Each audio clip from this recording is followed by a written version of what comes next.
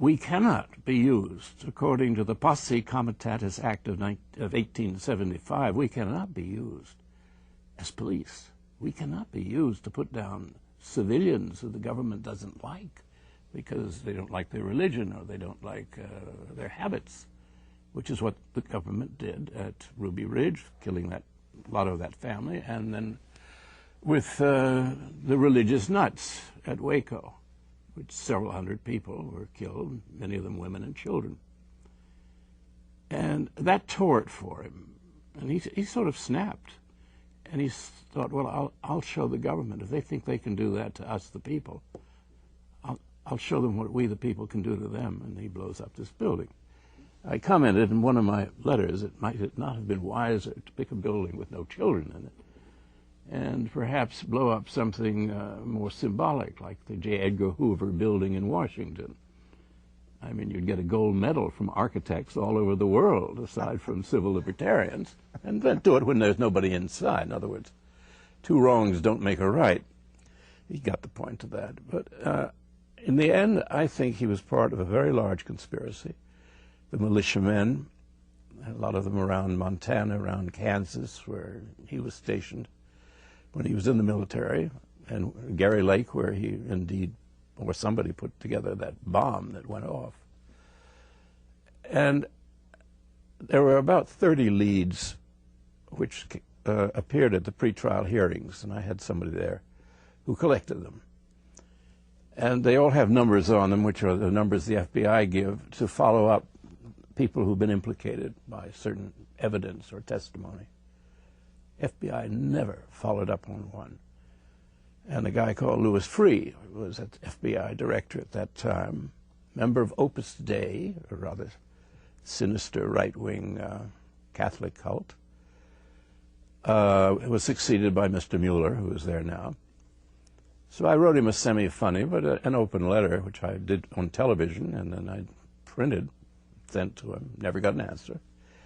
I said, look, you are our Shane. We've had under Louis Freeh, nobody has investigated all the leads in the other possible actors of violence along the lines of Timothy McVeigh. I said, for our protection, you should follow up. That's your job.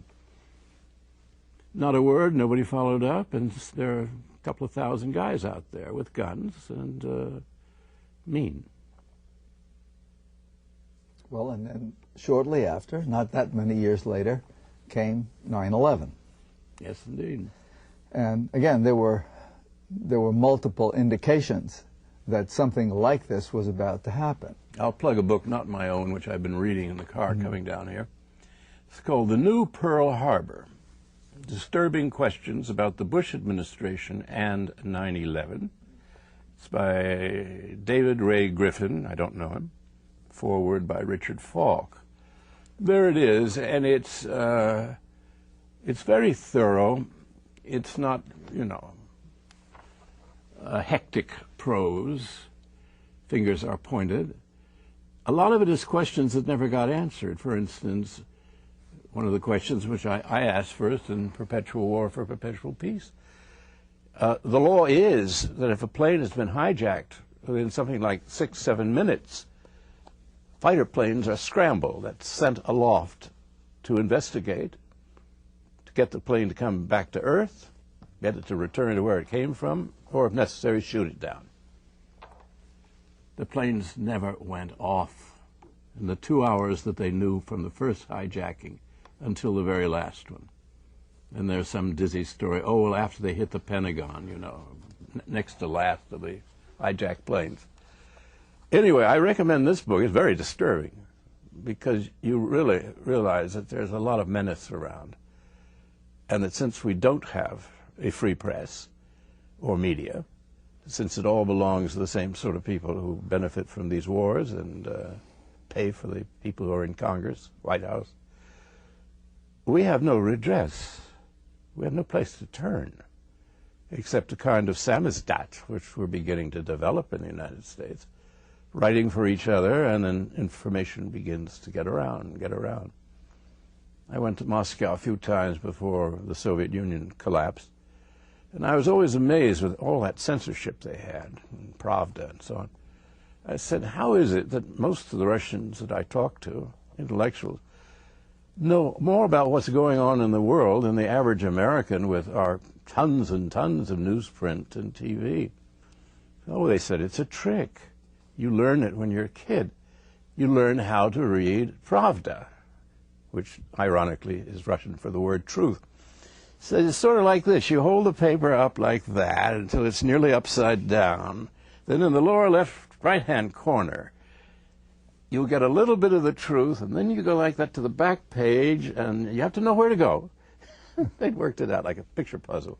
And they were very well informed, being constantly lied to, as we are. Well, you said in the book, Perpetual War for Perpetual Peace, and this is, again, a must-read for anybody who wants to know about the modern world, that one of the aspects of the post-9/11 period was a chapter you called Shredding the Bill of Rights.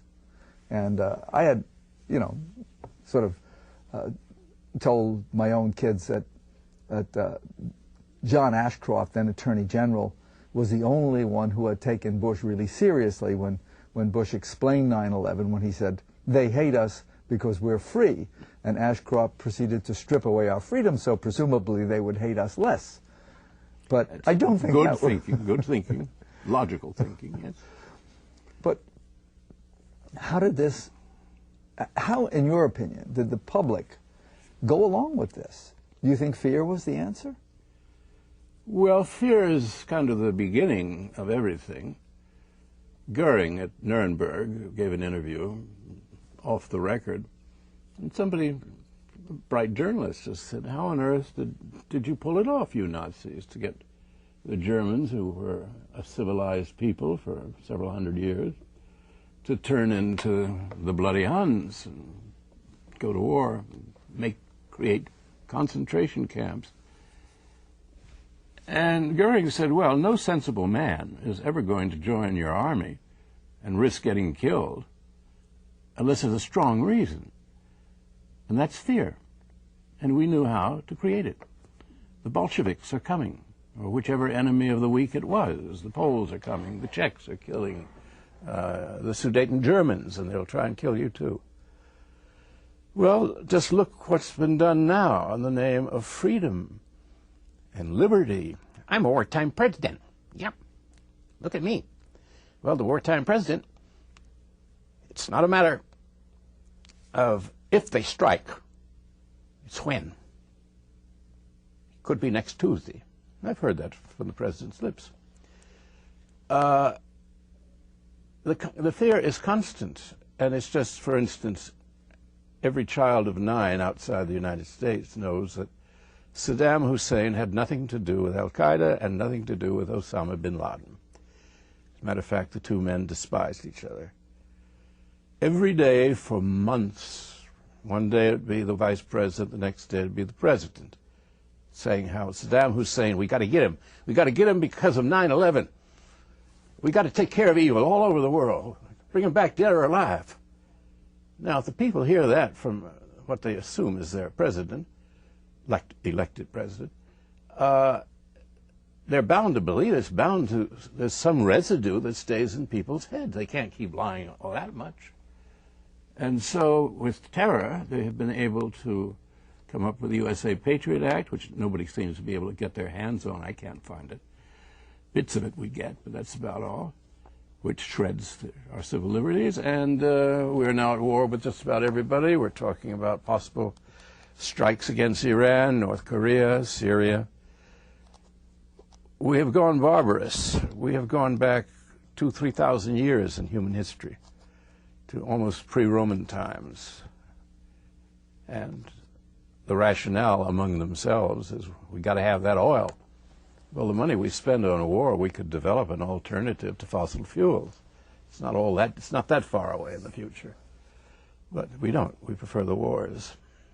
Well, Gore Vidal, you've not just written about politics, and you've not just expressed your opposition in the essays, and indeed in some of the novels, but you've also participated. You've run for office on more than one occasion. In fact, I voted for you. Thank you. Last time I was here. at this university. It was 20 years ago when I was in the Democratic primary. And it all comes back to me as I came in, saying to myself, thank heavens I don't have to make a speech. And now I realize suddenly I do. Well, in the final 2 minutes that we have, I keep waiting for an opposition party to form in this country, and keep watching the Democrats having their opportunity to stand up as an opposition party, where huge hunks of the electorate now stand in opposition to the president's policies, and they refuse to do so. There are many reasons for that. One is they can't get media attention. Suppose you had the greatest speaker in the United States, the most charismatic figure politically, who wants to get us out of Iraq, out of the war business, bring the money home for education, to make things. He would not be interviewed by the New York Times, by papers that like to think of themselves as being virtuous. He wouldn't. It's locked up. The rebellion, if there is a successful one against the Bushites, is going to come from the Republican Party.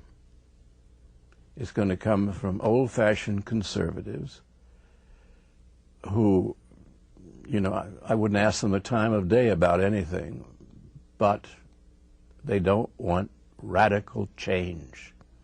And the radical changes that we've been given by the Bush people is beyond anything that has ever happened in our history. So they're beginning to question something they would never have dreamed of doing in Congress and the Senate, the appointment of Mr. Bolton as ambassador to the UN. They wouldn't have questioned that. Now it looks as if they may even stop it. They have always been for sound money. If there's ever been unsound money, it is the policies of this government. We're several $1 trillion in debt. It seems impossible for us to service the debt, that is, pay the interest on the Treasury bonds, much less get rid of it, replace it with surplus. That's one thing Republicans know is money. And I think that just out of their native greed, they're going to say, these radicals have got to go. It might be very nice to attack North Korea and have a wonderful time smashing some other countries at the same time, but we can't afford it. And it'll be a dour old Republican from Iowa. We just don't have the money for it, you know? Go home, George. Well, I want to thank you, Gore Vidal, for sharing your wisdom here on Hot Talk. I want to, again, show people quickly Gore Vidal, conversations with Gore Vidal, some absolutely wonderful answers to a whole bunch of questions on many issues. University Press of Mississippi, Inventing a Nation. I don't have a copy of it, but it's a wonderful book for people who want to understand how the Founding Fathers thought. Perpetual War for Perpetual Peace, Nation Books, Dreaming War, and of all the novels, I just want to hold up a few that I found in my collection. The City and the Pillar. Your first one, I think, Willowa, and Duluth.